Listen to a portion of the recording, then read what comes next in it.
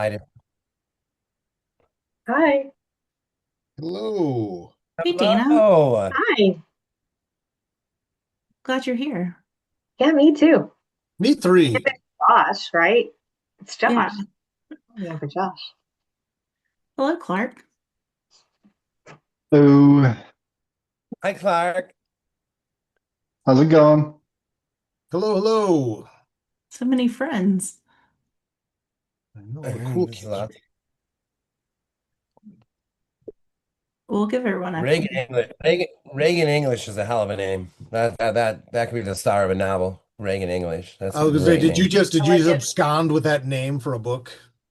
That's a good name. I mean, come on, man. I wish You're my welcome name to was use it. Reagan English. I'm gonna use iPhone 2. That's gonna be character in Can the script. Better. iPhone 2. I be Mary's iPhone? Yeah. Bird Box by Mary's iPhone. Oh God. well, if anyone else wants to claim a name before we get started, now's your chance. I Um, mean, but for real, can you imagine incidents around the house by Reagan English? Come, dude. I mean, that's like, That's pretty good. if I was like 14 and saw that, I would be scared. I would be scared of the name of the book. It's a perfect horror name. Dude, no. As You they wanna should know? be. They should be scared. I knew someone that had the best horror name of all time. Even better than Dirk Manning. Stavros Moriatos. wow. Wow, that's a Right? good yeah.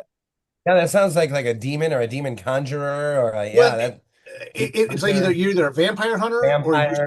or a used car salesman. Or both. Maybe Right, right. a vampire hunter that's also like trying to sell cars at the same Yeah. time. Well, you got to Gotta think pay the vampire. bills. Yeah. Yeah, Vampire hunting I'll doesn't pay the come. Look, bills. I'll come clear your house of that vampire, but you got to pick up this Buick. You That's got. right. I mean, That's right. You got to look, I'll man. come. Hey, you got. It's You like got in to at Tales. least get behind the wheel, dude. Right. It's like in Tales of Mystery. Like you find you find out that he's a janitor because like you have to do something to pay to pay your bills. Demon hunting just doesn't. No one really pays you any real money for it. There's no health insurance. Oh yeah, know that right? That's brilliant. I never thought of that. Like, how does Van Helsing make money? Oh, he's a doctor, I guess. They can Yeah, have a Van but Helsing. union and they just don't talk about it. Yeah, there's no dental. it Maybe seems they right. have There's it no through the dental. union. Maybe. Dental. Thank you. I'm glad you caught it. Okay, so let's get started. Yeah, sorry. So Oh, so we're gonna talk about RSVP ESP tonight. This is our first book club with two authors. So we are joined today oh, by Dirk Manning and Josh Malerman. You all know Josh. Dirk is new to Novel Nightmares. But they are two of my favorite people. I've No. spent a lot of time with them when I'm in Michigan, so they're always a good time. Dirk is the three-time Ringo Award nominated and number one Amazon best-selling writer of graphic novels. He is also the publisher of Source Point Press, and Josh is the New York Times best-selling author of Bird Box and Incense Around the House, among many other novels. He's also one of two singer-songwriters in the High Strung. So thank you both for joining us tonight. I think we started talking about this last year in September, so it feels kind of crazy that we're here now. Oh, yeah. thank you. We've been playing, Amber's been playing the long game with this one, friends. That's the moral of the story here. It's like this has been a long time coming. Yes, lots of pestering from my end and following up, but that's okay. We're here now. This is our first graphic novel, and I would bet that it's a lot of people's first graphic novel that they've maybe read. Can you talk to us about the inspiration for the initial story and then how it translated onto the page from Josh's idea into the graphic novel format? Gosh, who wants Sure, to I'll go go. I'll go first? first on that. Yeah, yeah. Um, the the initial story, I just love the idea of like I just love the idea of like the parapsychologist like to begin with, the guy that's like examining kids like or anybody in a serious way to try like someone that was passionate about finding disability. But I love the idea of like a doctor who isn't aware of how powerful the patient is. And for whatever reason, the patient, you know, doesn't want him to know. And so it started somewhere in there, but then you start imagining, man, what if there were two kids, you know?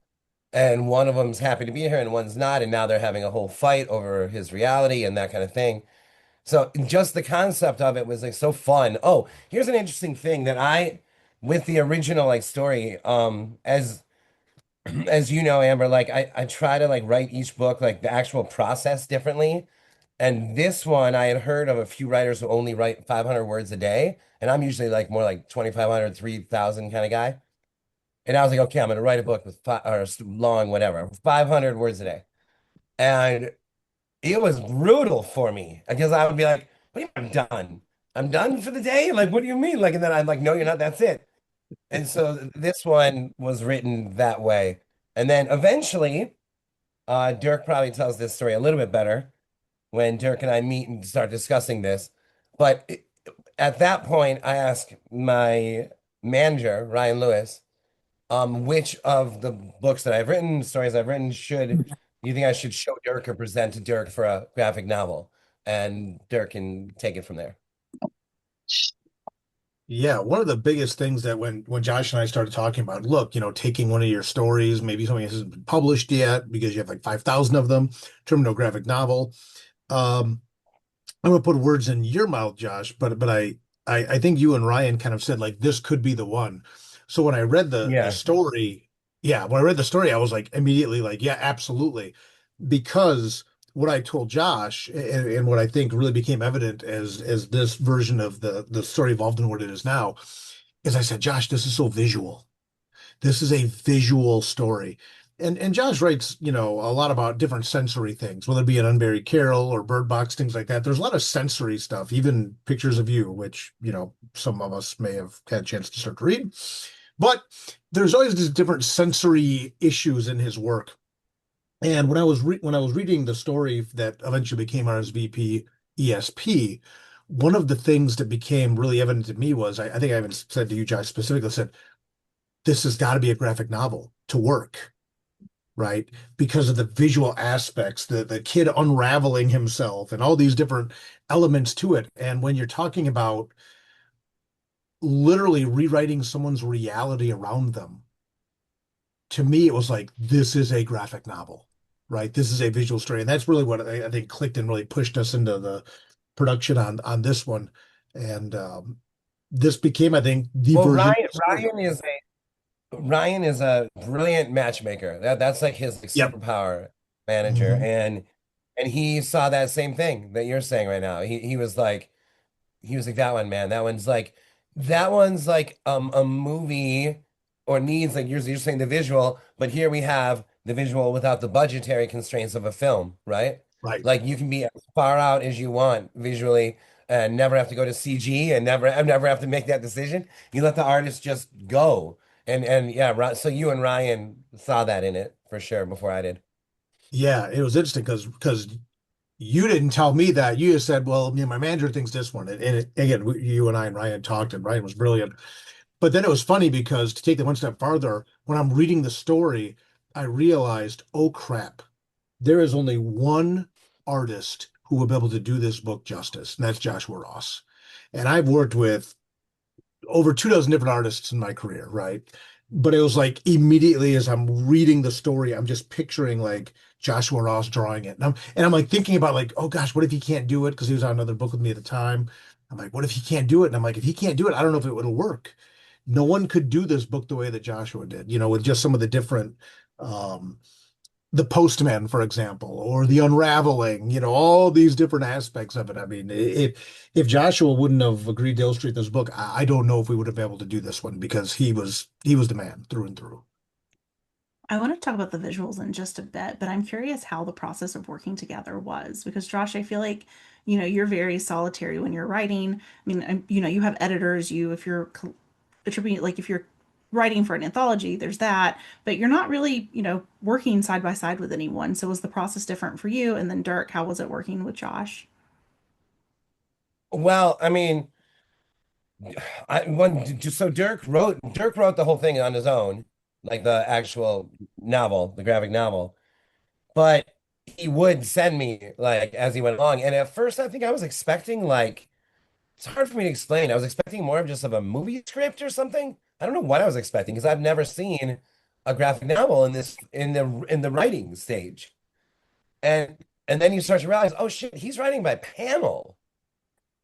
Like and it's so awesome when you realize that because then you're starting to see as you're reading it, you're starting to see it in that form. It would say like full page. There would be like, well, Dirk, I don't remember all the terminology right now, but it would be obvious that this was and there was a number, whatever designation for each panel, or a full page, or this or Yeah, yeah, that. no, you got it. Like page one, panel one, page one, Yeah. panel two, right? Yeah, and so then like I didn't realize that's what I was getting into. And there was something that felt very like old school about that to me. I don't know exactly why, as if like William Gaines uh yeah, like someone from like Tales from the Crypt. Like at some point they must have been mapping out their story this way and that kind of thing. And I had like never experienced that before. So that was just super cool for me in general. Dirk, what do you think about the whole side to side? Well, whenever you're adapting someone else's work, I mainly have done throughout my career. March was my 23rd year as a published writer. And I, by and large, have done creator-owned work. And on rare occasions, I will work with like a different writer or like adapt something. I've done stuff like London After Midnight with the Cheney Estate. I took their screenplay and adapted it into a graphic novel, for example. But this was something that was very important to me that this would be the version of the story, right?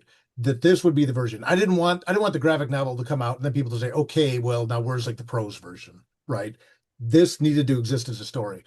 But also I really wanted to make sure I honored Josh's vision of it. So it's like I literally had the story in front of me, how many pages it was, and like and I don't know if I ever told you this, Josh, but like with a highlighter.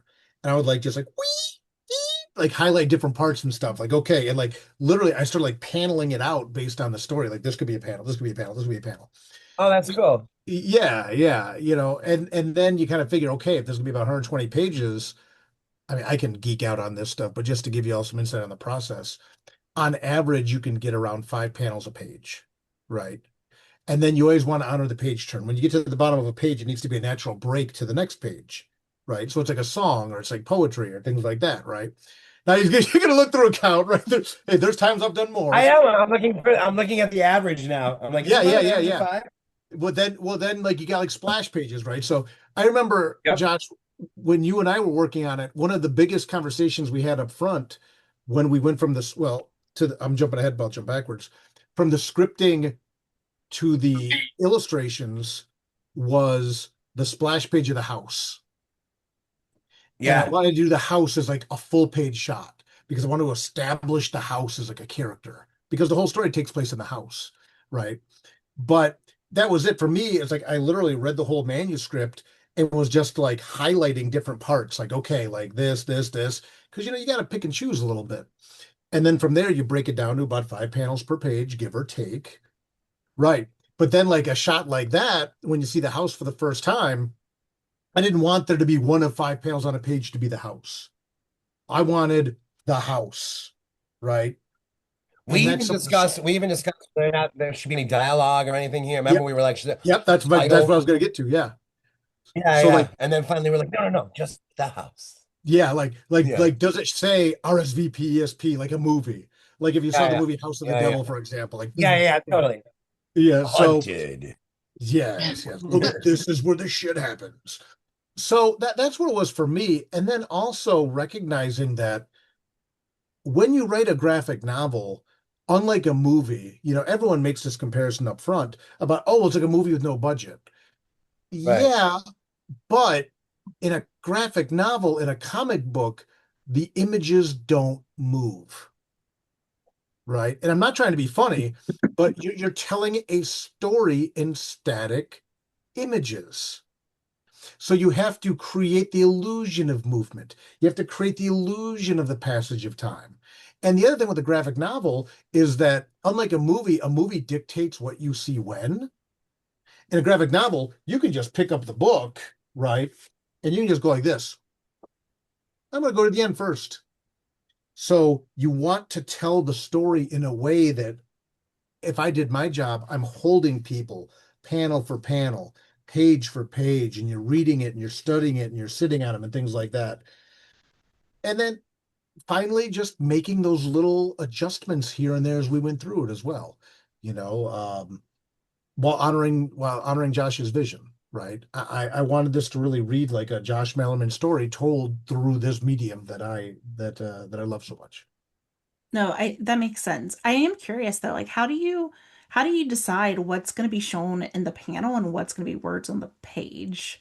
Because there's so many parts of this book that or the graphic novel that feel like if I was reading it prose, the flashback wouldn't be a drawing, it would be words. Right, So how do right. you decide what's going to be shown as an image and what's going to be put down into the lettering? That's the power of the medium, right?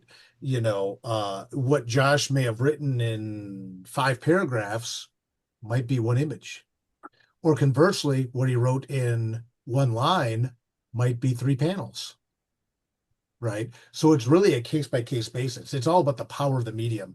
One of the things that was really fun for me is when Josh and I were going through this, and Josh, I'll validate you on this, was talking about like the gutters and like how movement takes place in that little space between and things like that. But I mean, you can speak to this more, Josh, because you got to see your story broken into still images and then told this way. No, but the learning about the gutters was one of my big happy revelations. Gutters just meaning the lines between, you know? And that Yeah. sounds like a kind of goofy to say, but once you're like hip to that, you actually like really start realizing what's going, like you're like, oh right. It's not just panel to panel. There is this like breath almost between them too. This tiny little breath between them. And that helps with the quote unquote passage of time. I also think that like with a story as long as this began, as what Dirk had to work with, like some decisions are going to have to be made, right? But somehow I mean, it's not like you cut anything that was like meaningful or huge or like, oh, we can't use this thread or whatever. And that story was long, man. And like it wasn't like you got rid of anything. It makes me wonder if that was just a really long-winded story that could have been much Well, shorter. no, but there is stuff we cut, but the fact that you can't tell in the final Yeah, but product, it's like a movie or a yeah, song or anything, right? yeah, Uh, yeah. Absolutely, yeah. It feels like exactly the same. Well, you know what I mean. Almost exactly the same. Without, no, I if there was parts lost, I don't even remember them now. right, right. Well, and that means we did our job, right? Because again, I wanted Mhm. this to be the standalone version, but there were bits Yep. in the story where it's like, gosh, this will take up 4 pages, and we want to keep it to about 120. So it's like editing a movie or like editing a song. Like, oh gosh, it's like, do I want there were more incidents in the book, one or two early on, where the kids were demonstrating the psychic powers. Like, Josh, I don't know if you even remember. Do you remember the video game console at all? Oh yeah. Yeah. Yeah, You're right. like I do I remember. cut I cut the video game out. Yep. I forgot about So it's where's the video game? really like, damn it, this thing's on. No, but there was just like a little bit with like a video game in there. But instead, we did it with the cockroach on the wall instead because it was kind of like the same thing, right? So you just when you're doing a graphic novel, especially, you really want to just keep it lean, right? And just let the because when keeping it lean up front, you let the parts breathe that really need to breathe. We could have put in this little video game bit. Now you're going to be wondering, what's the video game vignette? It was fine, but it was just another example of, oh, they're screwing with them. But we did that just as Right. well with the cockroach on the wall, with one of my favorite scenes in the book, with him running his hands across the books and then they fall into the mouth, right? I'm like, Yeah. we don't need 5 of these. We need 2 of them, and then we can move forward and keep going, right? So Um, So you start, Dirk, in your forward, you mentioned that this isn't a story of good versus evil, that these are really mhm. just humans that are nuanced and they're facing struggles and making the same choices that many of us have to. Why was it important for you to set that tone for readers? I I think Josh, we had this conversation early on that I didn't want this to be the good kid versus the bad kid, right? Right. Right. I didn't, especially because this was Josh's first foray into graphic novels, and so many people have this misconception that all graphic novels are superhero stuff. I'm sitting in here in an office right now filled with graphic novels, and maybe 10%, but it's way less than that, are superhero books. they're horror graphic novels, they're drama, they're all this crime, all this different stuff. So I didn't want it to be, well, here's Josh's first as a graphic novel, and look at it's a good kid and a bad kid, and they're going at it. And past that, most people in life aren't good and bad anyway. We are nuanced. We do have, every villain's the hero of their own story. And I really wanted to make this a story where we can see both kids' point of view and things like that. And I didn't want to play into some of those stereotypes that people have about the medium. So if that was a little bit greedy of me, so be it. But that also reflects Josh's story. In the original version of the story, neither kid was exceptionally good or bad. They were both just doing what they thought were right as kids, not realizing the Yeah, and Matt, potential damage to this Matthew, adult. Matthew's like right to be like to worry about showing someone, you know? He Oh like yeah, if I was that kid and I had that power, I don't know what I would do, but I'd probably get drunk on it. But he is right to worry about showing someone this, you know? And then Elliot's also right to want Mhm. to show someone because he doesn't really have it at home. Like his parents are afraid of him essentially. And so it's like, or they don't care, whatever. So it's like, finally, I found someone that can nurture this, someone that can like help me develop whatever this insane thing is that I have inside me. But and so like you think that he's the good guy because of that, but Matthew's not. He's not like he's not like just some evil person. He's like, hold on, I don't want to show anybody this because I don't want to end up in a freaking lab or I don't want whatever it is. Right. Well, yeah, and Elliot felt very isolated from his family, so he was excited to have Uh, someone help him develop this. When Matthew was yeah, just like that, shut up. Shh. yeah, yeah, Mm, yeah, yeah. mm, mm, mm, Yeah. mm, mm, mm, right. So And yeah, then that and was it's not even. It's almost like the Matthew's bigger problem is with Elliot than with the Massey than with the doctor. oh His yeah, bigger problem is with Elliot. Yeah, it's like shut up, dude. Don't show what right. we can do. First, Right, yeah, right, yeah. right. Because if they figure out you can do it, they might figure out I can do it, and then, like you said, then we're going to be lab rats. And again, Dude, think about the fact. this would be a badass movie, by the way. Oh, This would also be I'm a ready. badass But think about too. movie. Either one of their points of view. Elliot's family basically just dropped him off and said, "See ya. We're going to the Yep. lake, right?" And then Yeah. Matthew's sitting here like they just dropped us off with a stranger. He's like, "Where do you think this is going to go?" And again, I think most of us here have heard the story. When Matthew finally manifests like government agents coming in to get him out of there, he's kind of projecting, right? Because he's like, this is where this could go. Just get us out of here, right? Just. Right. One of the That's things that cool. oh, sorry, Josh, go ahead.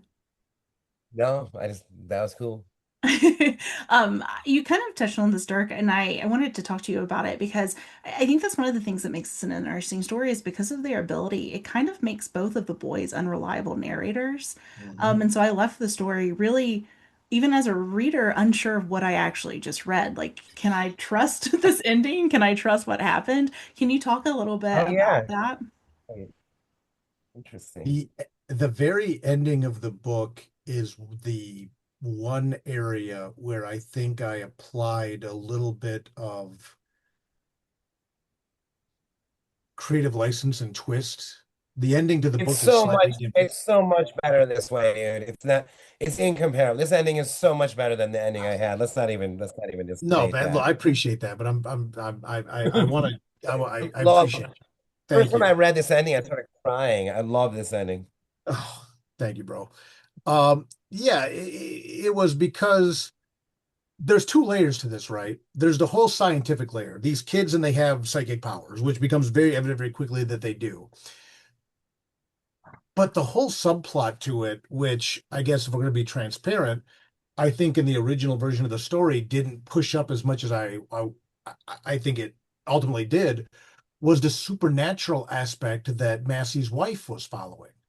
So then you had like the Uh-huh. idea of almost like supernatural versus science. So when you get towards the end of the book, I really wanted to push that out more and more. But when you have the whole book about science and psychic powers, how do you bring that back around? And that was one of the things that I was especially interested in doing in the ending. And that's kind of like, again, this is Josh's story. I mean, ultimately we crafted the graphic novel together with Joshua Ross and everything else, but this was his brainchild. But to me, it was kind of like almost like in an editorial role in a way. like, how do we push that supernatural element up a little Yeah. more to make it match? Right. So I didn't want it to come out of nowhere, but I did want it to be kind of like you were saying, Amber, like this, holy crap. And then it turns out that yeah, they were both right, which is where the story ends when Massey gets to finally reconnect with his ex-wife and say, "Hey, you know what? There's this whole nother side of this we haven't even seen." So are Wow, you Dirk, telling? it's really like the nerdiest divorce ever, if you think about it. Because it's like I Right. believe in ESP, you believe in I ghosts. believe in We ghosts. can't hang out. We You're can't. right. Right. Well, We are right. But incompatible. right. But you're right. But then to be fair, the underpinning of that, what started that rift was their kid dying. But then Yeah, but rather than them coming together in their grief, that very thing that you're talking about is what broke them apart. Right? Like, oh, you believe that he could still be alive, he could still be a ghost somewhere. right, And then right. she's like, how can you be so insensitive? But you're right, it becomes this nerdy divorce when these people, the death of their child breaks them apart because of ideology. What went into the decision to not give us more information about Charlie? Because we do find out who their son is at the end, but we don't really learn a whole lot about him during the story.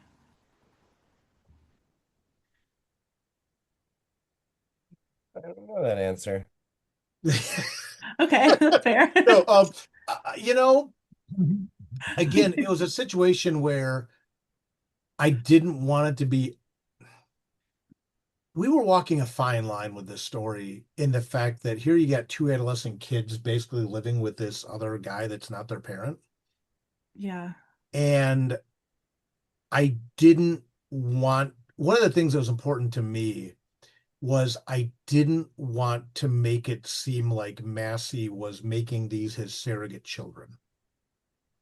So that's why in the very beginning you see him looking at the picture. And again, this is where like how you tell the story visually without these words, right?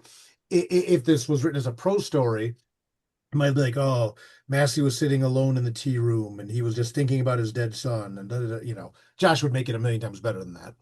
Right. But so instead, I just wanted to see, hey, he had a wife, he had a kid. They're clearly not there now. And I didn't ever want to give people the impression that Massey had sinister intentions or even misguided ones. This was truly about the science to him. So that's why I Right. didn't want to dig deeper into that. We only see those sporadic flashbacks about how their marriage started to really fall apart and come undone. Because I didn't, at least for me, I didn't want it to be about that. I mean, But I also, wanted to, Dirk, yeah. also, there's like you kind of forget about him, like because the ending Mhm. is so wild, and then it's like when he appears at the end, it's like, oh shit, right? Like Right. you kept away just long enough. It was like a surprise, not a twist, but like a surprise, like a welcome surprise at the end. Well, Yeah, it was Chekhov's gun, right? If you see it hanging above the yeah. mantle in the first act, you got to fire it by the last act. So we literally went from the first page to the last page. Oh, that's what that means. I Yeah. never knew that. Shut I've up. heard I've heard that phrase 9,000 times. I've used that phrase before, wrongly, apparently. I think I've seen like I've walked into someone's house and been like, oh, like Chekhov's gun, and they're probably like, the fuck is he talking about? Oh, stop. But yeah, but that was it, So it was like, right, we show the kid the beginning, and then of course we get the payoff at the end. But you're full of shit. Josh is just asking people whose gun that is. He's like, whose gun is But whose gun Is is that that? Is that Chekhov? Chekhov's gun? Who's this Chekhov guy? Why does he have his own gun line? But that was it. I didn't want it to. I wanted to keep Massey as a very pure character, and people not to get caught up in the fact that he was doing this for any other reason than the science. So that's why at least for me, I didn't want to flesh that out any deeper. They were subjects to Those him. They did means flashbacks, to an end. sorry, Go ahead, those go ahead. flashbacks are they're harsh. Yeah. It's kind of like you really feel it. You feel like you've been in a moment like that in a relationship. It's really like sort of like, oh man, like oh God, it's not. Yeah, these two, this isn't working out, man. Yeah, they're stark. Yeah, and they were much longer in the prose version, but I liked the idea of just again, the power of the medium, that one shot. How do I capture this scene in one panel? And then we're going to color it in a different color scheme and just boom, hit them, and then go back to the story. And then boom, hit them and go back to the story. Josh, you talk about this in your afterword about how Massey, he's obviously aware of the boy's ability, but he overlooks so much when it comes to them that it really makes you start to wonder, like, what he overlooked in his relationship with Helen. And I thought that was a really interesting insight because while you're reading it, it is kind of a little frustrating, like how he's not picking up on what's going on. Um, I mean, I'm curious, like your thoughts on that, but also how important Helen is, or how important what Massey misses about Helen is to this story. Like, that's a great question. I think it's just he has his idea of like what the scope of potential ESP could be or something, you know? And so, and then now it also include he has his sort of fixed idea of whether or not there are ghosts, whether this and but he doesn't come off as like, and this is his nuance, right? He doesn't come off as like some closed-minded, stubborn jerk or something. It's just he isn't. I mean, Jesus, my God, he's searching for like proof of ESP. He's an interesting guy and he's cool and smart, but he also has his limitations. It's almost like you can imagine his imagination is like domed. Like he's only thinks that it can there's only the kids can only go this far. So anything beyond that, he's not even like taking note of or would even consider. And then you can relate that the same thing with Helen. By the way, I want to get a spirit box, man. I would love that if we had one and that'd be amazing. And then, oh, No, well, you maybe don't. No, you don't. outside the house, outside the house. Yeah, I don't want to wake up in the midnight. Why did I even say that?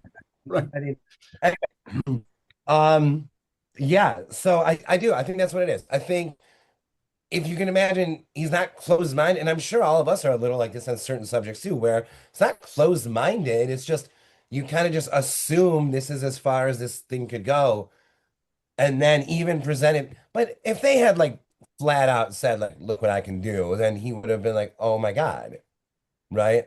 He wouldn't have been like, no, this isn't real.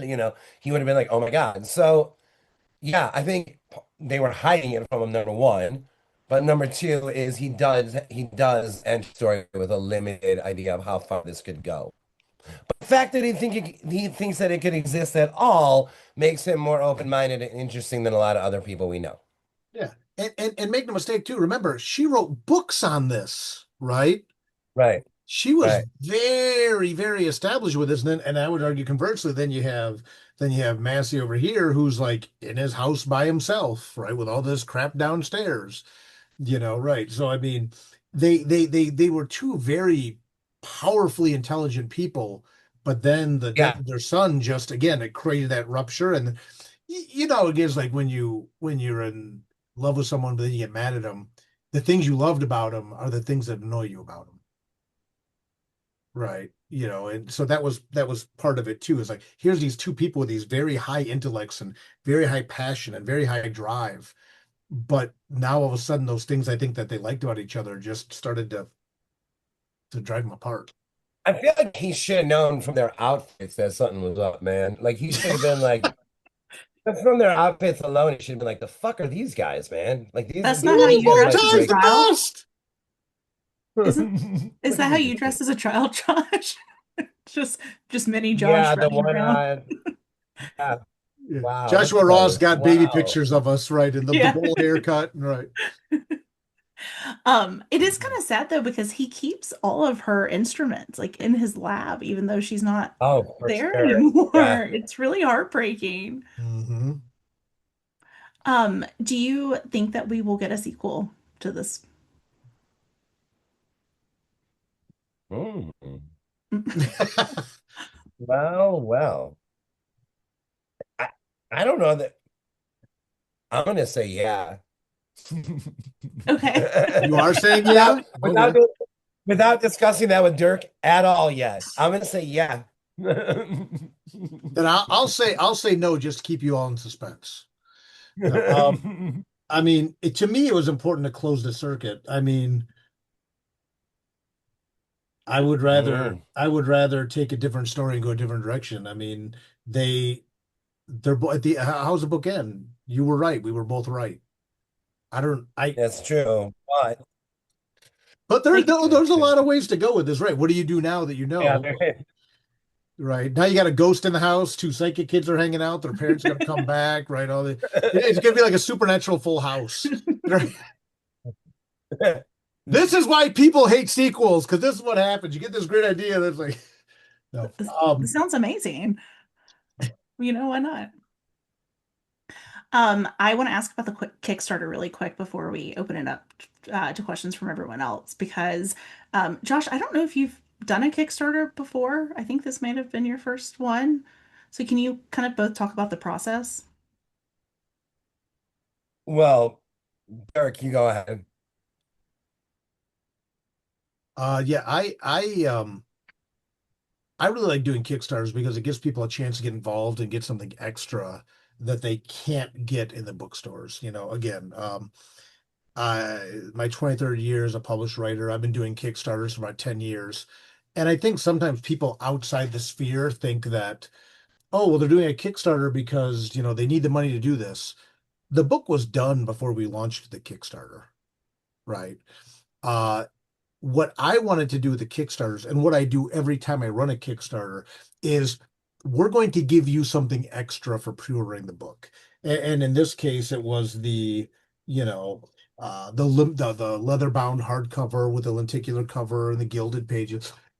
I've wanted to do a lenticular cover forever, It's so good. but this was the right book for it. Yeah, look at that. Right? I mean, with the exception of one or two stores that ordered it on the Kickstarter, if you got this version of the book, it's limited. This is not in stores. So to me, that was the biggest thing is just giving people a chance to like get something cool and get something exclusive. I mean, really that's what it comes down to. Um, that's the biggest perk for me. And then the more people that buy in, the more everybody gets. Then we get to add the forwards and the afterwards and the ribbon bookmark and the gilded pages and all that crazy stuff and the Maler mystery boxes when he's sending people plates and Zener cards and all kinds of, and human hair or whatever else was in there. I don't know. I didn't get one. Everyone else bought the boxes before I could get one myself. So I'm not jealous.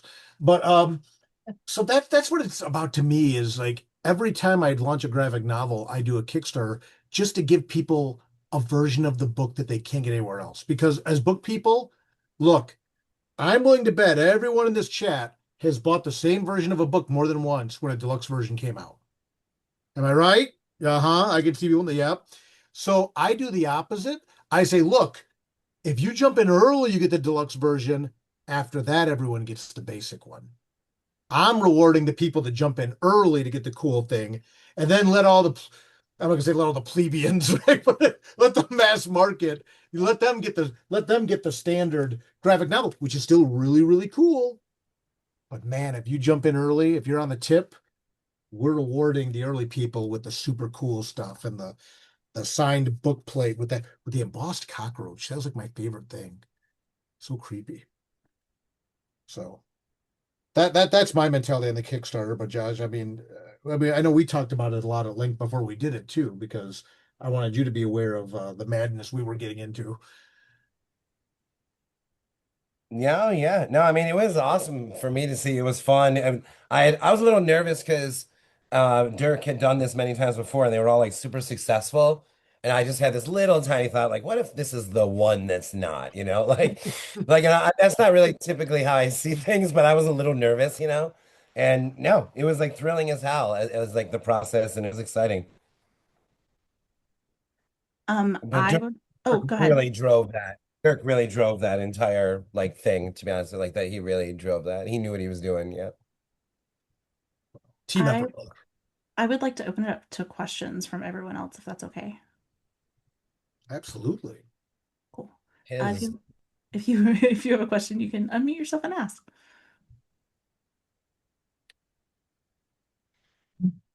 Reagan English have a question? No. Stavros Mariatos, are you out there? So well done. I saw words pop up once or twice, but I don't Oh, know. what's I have a, that? I have a kind of a generic Oh, question, wow. but Oh, hey, right on. um, so I'm a huge graphic novel fan. I love them. So what are your favorites? That's what I want to know. Oh, you want to go first, Josh, or you want me to go first? Well, I mean, I know kind of the greatest hits, and Dirk introduced me to a lot of stuff. I read Dirk's. Oh, Josh Ross, the guy who illustrated this one, wrote a great one. What's it called? What's it called? Left Turns. Left Turns. Dirk's Nightmare World. Dirk introduced me to where are you? To Ito. Yeah, Junji Ito. Yeah, Junji Ito. Dirk introduced me. He's like, you got to read one of his books. And now there's like 17 of his books here, and I read like every single one. Those kind of feel like greatest hits. I read like the Alan Moore and stuff. From Hell like messed me up. That one just messed me up. Did you read that one? Yeah, Have I? Wait, you Yeah. mean, hold on, I'm gonna flex. No, I'm You mean this original page of From Hell that I have right here? that's awesome. yeah, Yeah. no, that's what is going on. Yeah, Yeah, buddy. that one messed me up. That one made me feel really weird, man. That one is dark, dude. Oh yeah. But anyway, so I'm mostly greatest hits. But Dirk, go ahead, Dirk. Dirk knows this like, crazy. No, no, man. I appreciate the stuff I recommend to Josh, obviously my favorites. I'm gonna go out of left field first. If you're a horror fan and you like graphic novels and you have not read anything by Junji Ito, please start with Uzumaki. It's about a town that becomes obsessed with spirals. And that sounds very, yeah, exactly, right? Like, what? It is the first graphic novel I've ever read that scared me. I So mean, good. You read Oh yeah. it? I He have had the same, this he had the whole same. shelf down here is of him. And Yeah, see right Uzumaki is there. number one. Yeah, Yeah, all yep. mine are back behind me over here. Yeah, yeah.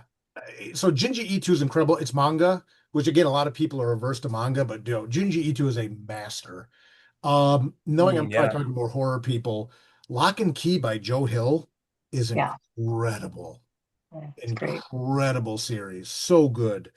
Um, Alan Moore, I love Alan Moore's stuff. The League of Extraordinary Gentlemen, I'm a big literature geek, so that's another one of my favorites. Um, don't sleep on Walking Dead. I mean, I know it became like a cultural phenomenon in regards to the TV series, but the comic is so good. Um, the Hellboy stuff by Mike Mignola is incredible. Uh, Stray Bullets by Dave Lapham. It's a black and white. You can get this big giant omnibus. It's a crime book, and it is probably one of the best comic books ever created, ever. And it's a black and white crime comic. You can get this big omnibus called like the first 20 editions or something like that. And Dirk Manning stuff's okay. No. What else? Oh, one more. The Goon by Eric Powell is one of my all-time favorite series. I almost brought that up because we met him, right? We were next to him in Traverse City. Weren't we? Yes, yeah. Yeah. I almost brought that one up. Yeah. Yeah, Eric Powell is a master. If you like true crime stuff, he did a book called Did you hear what Eddie would you hear what Eddie Gein did you hear what Eddie had done? Which is about Ed Gein. Mhm. But The Goon is absolutely incredible. You can get some really nice omnibuses. Like anything, it starts a little rough, but Powell is like a cross between Bernie Wrightson and like Norman Rockwell. It's about a bucktooth gangster who fights zombies in this just Norman Rockwell style town. So there's I can go all day, but there you go. There's my message me on the side. We'll swap recommendations. Hit me on Instagram, Facebook. We'll talk all day. I'll just feed recommendations nonstop. But those I are some, told you. Well, thank you. I got a nice list going. That's yeah. great. Thank you so much. No, my pleasure. Thank The you. one that Stray Bullets sounds awesome. I'm gonna Oh, check that one out. dude, Stray Yeah. Bullets. It's it, I don't even know how to. It's so like grim and nihilistic, but never oppressingly so. It's just this black and white crime comic, and it's just about people that get wrapped up in a bad situation, and it's just very noir. And every time they try to get out of it, they just go deeper and deeper and deeper and deeper and deeper into it. It's your favorite comic creator's favorite comic. is almost always going to be Stray Bullets. It's just it's not a book that ever got super press anywhere, but like when you talk to like the creators, they'll tell you Stray Bullets, Stray Bullets, Stray Bullets every time.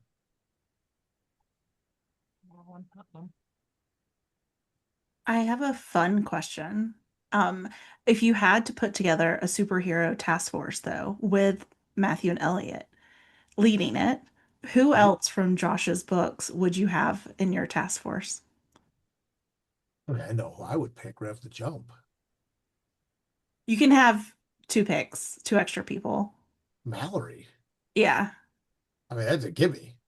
She's yeah. fucking bad. Yeah, She's yeah. badass, man. That'd be mine. Who would be yours, John? I took the low hanging They fruit. can I they can followed also up. they can also be villains, so you don't have to just stick with good characters. Well, I think he's a wild card to have around, but I would get Smoke. I I would get knew Yeah, you would Smoke say involved. that. I knew it. yeah. I'd be like, hey man, listen, you don't have to hang out near us or anything, but can you help us do this thing? And you Yeah, go ahead first. We'll follow. yeah. I feel like other mommy would be really freaky to see in a Yeah. graphic novel Oh, type context. She might be Oh weird. yeah. Daphne They, too. Daphne for sure. Yeah. I don't I even know. think Like, I think the doll Bella, like Oh, seems right. so to be in it. Totally freaks me out. So That yeah, I that think that's damn gotta doll. be one of them. Right now, she's sitting in like a chair in like the living room, but like at the far end of the living room facing the other way. So when you walk through the living room at night, you just kind of see like someone like sitting here like this facing The the other silhouette. way. It's Okay, it's yeah. really I gotta move her. I would be She's in a scary terrified. spot. I'd walk in and she'd be facing me. No, You know I what I mean? know, Like, I know. who did that? What's Let me happening? tell you that happened one time. It was like I think it was when me and Joshua Ross were with you and went into the office or something, and they could turn the corner and they just look at you. And I was aware of the doll's existence. I've seen the doll taking pictures of the doll, but yeah, but just when you're not suspecting it, uh, I'm not gonna lie, I peed my pants a little. I mean, just there's a little drip. I mean, it was that there's Allison did Wow. something to that thing that not fun. I'm Yeah. not ashamed to admit it. It did. I my phone thinks she's a person. Like it identifies her as a person in my photos, which really freaks me out. boy, Whoa. yes. Ugh. Yeah. well, then you definitely don't want a spirit box, Josh, because you don't want that turning into an Annabelle situation. So, you know. Yeah, what if I like walked in and like Bella's just sitting in there, but we didn't put her in there? Telling you, She's man. holding it. She's I, I'm holding the I'm spirit I'm box. really nice to her. Like even when I move her, I'm like, hey, I'm sorry, I got to move you just in case like anything happens down the road, you know. I'm always just like, remember, hey, I was cool with you the whole time, man, you know. But do you ask her if she wants to be moved? No, I'll have to start doing that. Autonomy is important, Josh. Autonomy is important. I feel like we're all learning so I get much enough of that with tonight. Valo. What's that? I get enough of that with Valo. Like Oh, that's Valo's fair. like a third human being in the house. Not gonna add Bella. Hey man, you brought that thing into this world. Now you got to deal with it. You know, there's a lesson there too.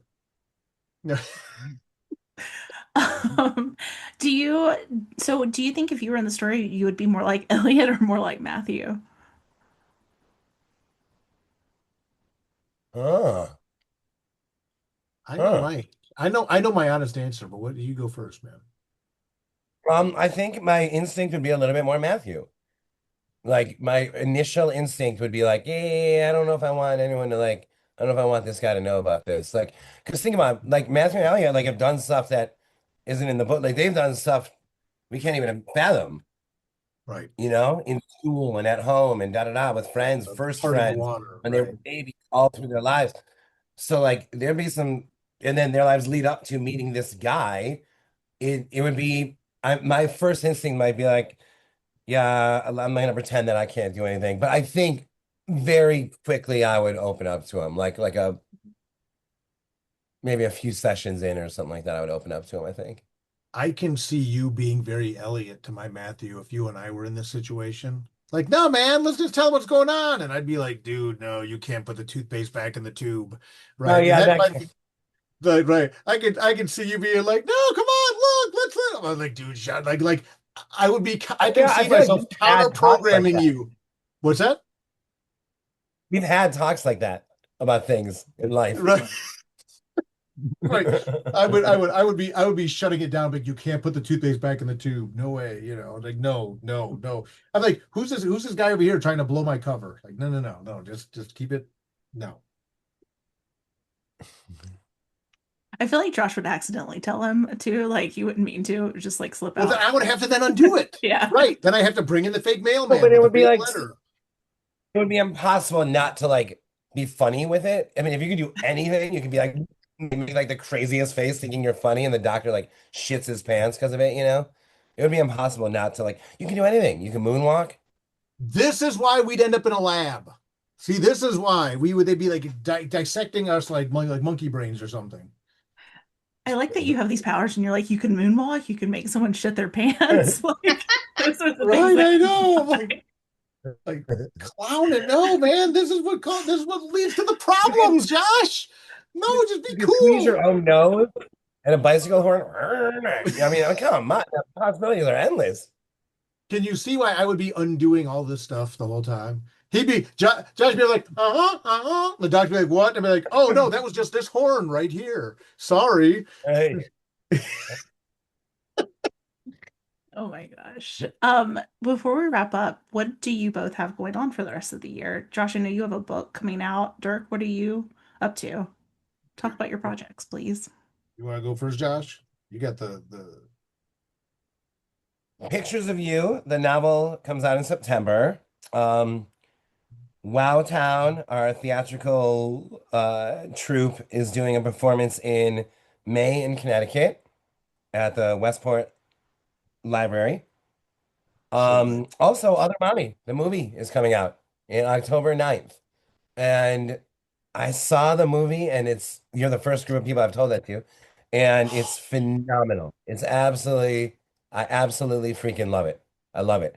I have so much more to say on that subject, but just suffice for now to be like, yeah, I was just pleasantly like, holy shit, this is great. That happens like October 9th or something. So, and I'm writing a new book now. And I just finished an album that I just got back from the producer who like helped make it sound better that I'm really thrilled about that I'm gonna release like sooner than later. I want to ask so many questions about the movie, but I know this is the time. Um, as you mentioned, Amber, at the beginning of the year, I took over as publisher at SourcePoint Press. So we're continuing to release 2 to 3 creator-owned graphic novels a month. I've been shepherding that. It's been really exciting, been really cool. My next graphic novel will be delivered to Kickstarter backers here about the next month or so for the 20th anniversary of Tales of Mystery. Tales of Mystery Volume 6 will be coming out. That's my longest running series, a horror noir. And then probably end of summer is probably a little too soon. But I'm gonna say in the fall, I'll be launching my next graphic novel on Kickstarter called Frog Sweat. Uh, it's kind of been described as like Pulp Fiction meets Shadow over Innsmouth. So like a Lovecraftian Pulp Fiction thing. It's dreadful. It's like the most dread-laden thing I've ever written. So I'm really excited about that. Um, a lot of body horror stuff and things like that. Sounds I didn't mean to amazing. make you sick, Josh. I apologize. Um, Other than that, people can uh, check out dirkmanning.com. I have a newsletter there. They can sign up once a month. I send a newsletter there. Check out sourcepointpress.com. Go to your local comic shops. Like I said, we had 2 to 3 creator-owned graphic novels coming out a month. So that's just been really cool. And then this Saturday, Josh and I are doing the official book release in Chicago at Bucket of Blood. Really exciting for National Independent Bookstore Day. We'll be there from 10 to 1, I believe. Yes, 10 to 1 for the release of R.S.V.P. E.S.P. And we going from there. I'll be hitting the convention circuit throughout the rest of the spring. I try to take about a month off in the summer. Then the fall, I'll be going hard.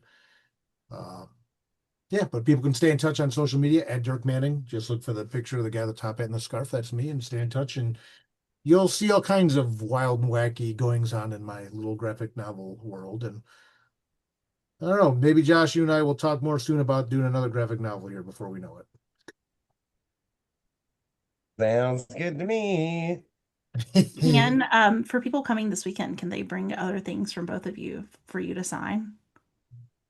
Is that Oh Oh yeah, okay? yeah, yeah. always, always. That Oh sounds yeah, amazing. yeah. I never charge a dime to sign anything. As long as people, if you bought it, I sign it. And that's true of any conventions I do, bookstore signings, anything like that. I always said if I get to the point where I'm charging for signatures, just hit me with a brick. Now mind you, if you bring like 50 of the same thing and have like a witness there or something, it's like, I mean, give some money to charity or something. Come on. I mean, we all know what you're doing. But Oh, wait. yeah, absolutely. Bring whatever you'd like, check out whatever you like. And yeah. Are Awesome. there Well, any thank you. questions or anything? I'm sorry. I feel like we were talking so much. I apologize. Wait, there was one really good question that Chrissy asked about what badass rock star playlist would you add to this story? And she Oh, was that's a voting for great question. Slipknot. That's a great question. Ooh, like what band would like do like the soundtrack? And you can't say Nine Inch Nails because they've already done too much. Okay. No, no, no, no. And we can't pick Josh because that's obvious. I would pick personally my all-time favorite musician that's not in the Zoom call right now is Mike Patton from Faith No That'd be fun. More Yeah, to that'd be cool. Mr. Bungle, and he's done some soundtrack work. Yeah, one of the things here I is like I did music journalism for years. I quit doing music journalism the day I got to interview Mike Patton in person. And there was at the Halloween show just outside Detroit when they dressed up as Red Hot Chili Peppers. I was down there with him when he was like drawing on his fake tattoos. But I would love to see what Mike Patton would do because like all like the crazy, weird, ethereal avant and like crazy and like the third act in the book, everything's going crazy. Him just doing a bunch of like screech core stuff. Mike Patton. That's a If fantastic. not Josh, if not Josh Mallet. Good question, Chrissy. That was great. Yeah, that's a great question. Who would you pick? Do you have anybody in mind, Josh? I mean, who would you do you Right. I was just thinking of like awesome, like darker Kinks songs and stuff because I'm Oh, obsessed with those kind of bands. Like I would love to hear like I don't know. I'm just thinking like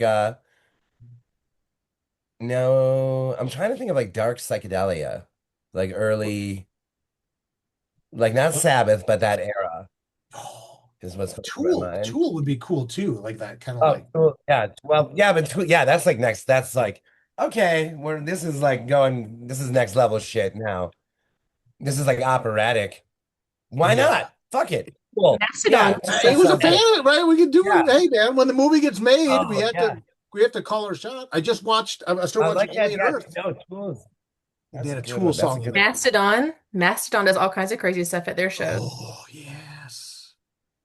Oh, maybe they could do a whole concept album on the book. Black Veil Brides does that too with their music videos. They kind of put like a graphic novel twist to them. Yeah, yeah. Oh my gosh. The possibilities are endless. Corey from Slipknot loves graphic novels, so he would love to hang out with you all. Corey's super. I've got to Make it meet him. happen. And I'm down. Yeah, that'd be a blast. Yeah, he did, and he wrote some comic books too. He wrote, was it not Dust and Bones, Golden Bones? You got it back there, but I want to get up. Yeah, he actually wrote a comic book series that tied into one of the records. So yeah, that'd be Corey Taylor would be dope. What we gotta do, Josh, is get all these musicians and have like we finally need a soundtrack that usurps The Crow as one of the best music soundtracks of all time. I think it can be done. Right. We'll get all these people together. Get the Kinks, get them to Uh-huh.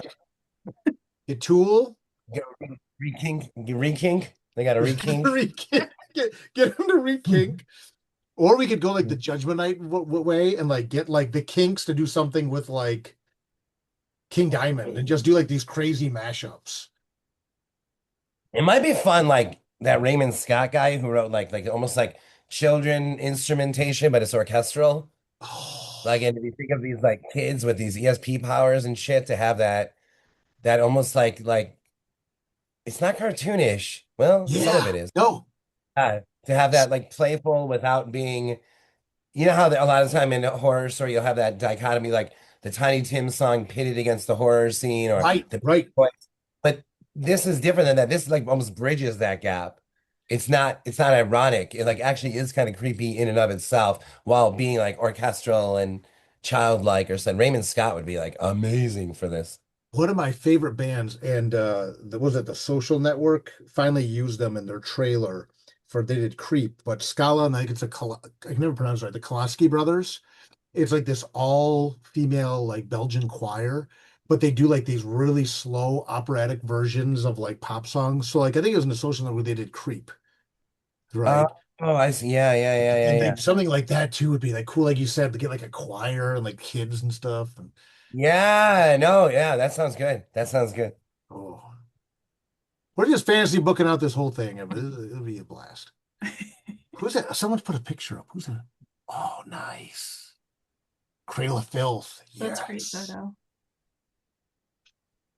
Sorry, don't get started on music. I'll go all day on that too. So